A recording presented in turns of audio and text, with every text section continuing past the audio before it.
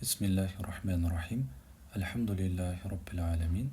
Иншалла бізде имам Ахмед риуаят еткен хадистің жалғасы. Өткен кезде айттық, Алланың елшісі саллаллаху алейхи уассалама рукух кезінде Аллахумма лака ракаат, ва бика амант, ва лака асламт, хаша лака сам'i ва басари ва мухи ва азами ва асаби деп айтатын деп айттық. Енді осы хадистің жалғасы Али радиаллаху анху айтады, Алланың елшісі саллаллаху алейхи уассалама сол рукухтен көтерілген кезінде Сами Аллаху лиман хабида, Раббана ва лакал хамд, мил ас-самават вал ард ва ма байнахума ва мил ама ши'та мин шай'ин бa'д.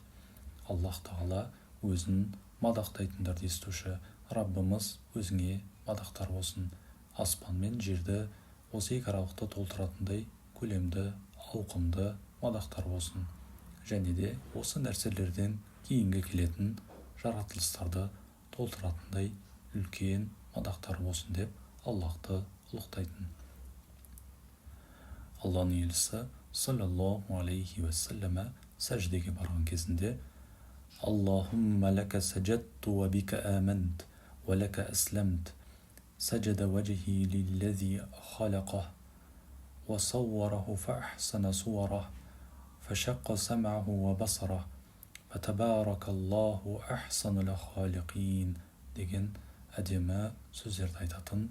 О Алла, саған сәжде еттім, өзіңе иман келтірдім, саған бойсұндым, менің жүзімді жаратқан, оған бейне берген және оның бейнесін көргем, сұлу еткен, оның естуін, көруін ашқан ең ұлы берекелі Аллаға сәжде еттім деген осындай мағынада Аллахты ұлықтайтын. Аллаху а'лам. Ва саллаллаху та'ала аля хайра халқихи Мухаммадин ва аля алихи ва сахбихи ва саллама таслима. Вальхамдулиллахи раббил аламин.